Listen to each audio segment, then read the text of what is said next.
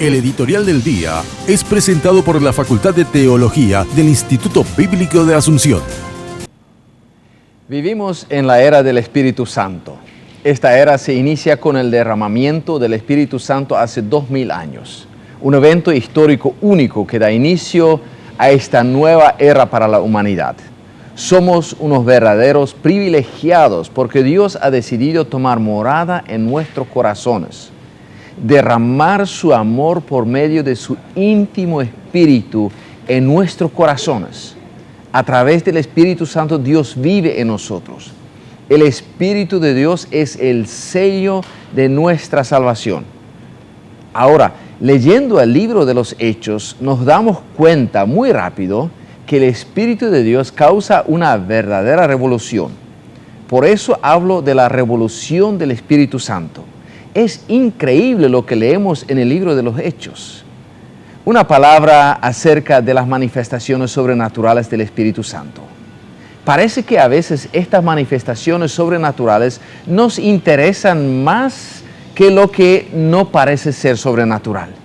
No olvidemos, el Espíritu Santo es Espíritu y como tal no pertenece a este mundo. Su obrar, por lo tanto, siempre es y será de manera sobrenatural. Para el Espíritu de Dios, lo sobrenatural es lo más natural. Pero no siempre nosotros podemos verlo con nuestros ojos físicos. No siempre su obrar sobrenatural se expresa en forma concreta, rompiendo las leyes naturales. Y es esto que nos gusta experimentar.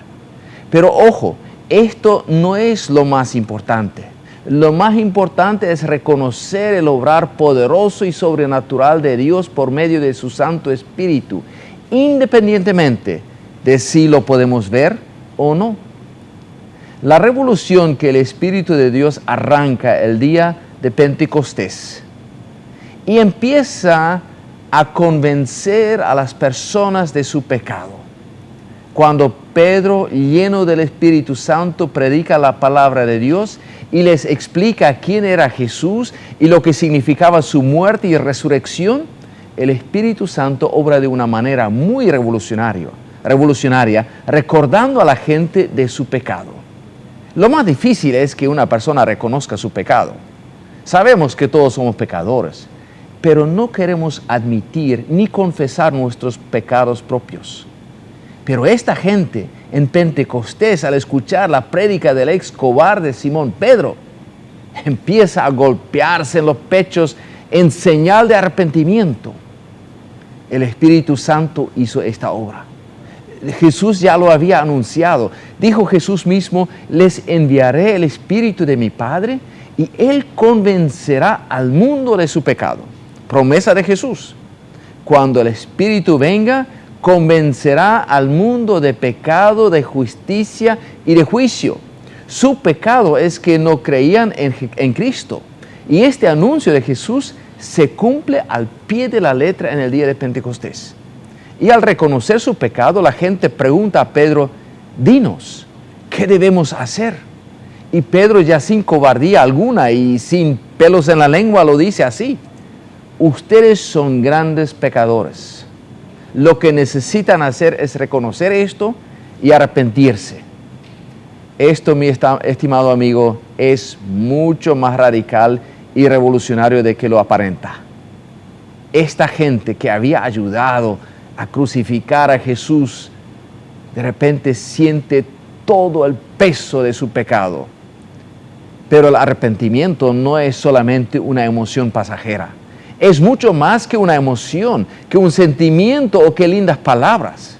El arrepentimiento es una actitud que se expresa en hechos concretos. El de golpearse en los pechos que la gente hizo era una manera de manifestar lo que sentían.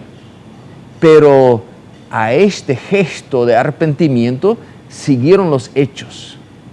Arrepentimiento implica reconocer su pecado, admitir su pecado, confesar su pecado y tomar medidas como consecuencia de esta actitud.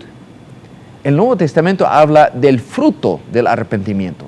Sabemos que el fruto nos permite reconocer varias cosas acerca de un árbol, sobre todo qué tipo de árbol es. y si su raíz es sana o no. Y el fruto no aparece de un día al otro. El fruto es una consecuencia que necesita tiempo para crecer y madurar. El fruto del arrepentimiento, entonces, es el cambio de actitud, de pensamiento que se traduce en un estilo de vida. En otras palabras, una persona sinceramente arrepentida va a actuar en consecuencia. Esto se podrá ver. Como el fruto nos permite reconocer la especie del árbol, así el fruto del arrepentimiento nos permite ver la seriedad del arrepentimiento en el cambio y en el estilo de vida. El Espíritu Santo obra toda una revolución con respecto al pecado del ser humano. Reconocer su pecado, admitirlo sin excusas, arrepentirse, recibir el perdón y cambiar su vida. Aquellas personas que han hecho estas experiencias confirmarán esta verdad desde sus propias vidas. Toda una revolución que el Espíritu Santo obra en nuestras vidas. Y al seguir leyendo el libro de los Hechos, descubrimos que esta revolución sigue en la primera iglesia. Cuando Ananías y Zafira mientan a la iglesia y a los apóstoles acerca de sus finanzas, los dos caen muertos por falta a la verdad. Intervención del Espíritu Santo. El Espíritu Santo es muy celoso en cuanto al pecado en la iglesia. Y una iglesia sensible al Espíritu Santo experimentará este actuar revolucionario de enfrentar el pecado. En una iglesia sensible al Espíritu de Dios, el pecado no será ni bienvenido, ni excusado, ni tolerado. ¿Te gustan las experiencias del Espíritu Santo? Muy bien, pero ojo, el Espíritu Santo empezará con el pecado en tu vida. Estará revolucionando tu vida. Pondrá las cosas pies para arriba. El Espíritu Santo crea en la iglesia de Cristo una comunidad del arrepentimiento y del perdón. La característica número 1 de la iglesia sensible al Espíritu Santo será su actitud y vivencia del arrepentimiento y del perdón. Perdón de pecados y perdón entre hermanos y hermanas. Estimado amigo, ábrete al obrar del buen Espíritu de Dios. Permítale empezar con una revolución en tu vida y en tu iglesia. Él desea convencerte del pecado y llevarte al sincero arrepentimiento. Aunque duela, es la mejor medicina para tu vida. El editorial del día fue presentado por la Facultad de Teología del Instituto Bíblico de Asunción.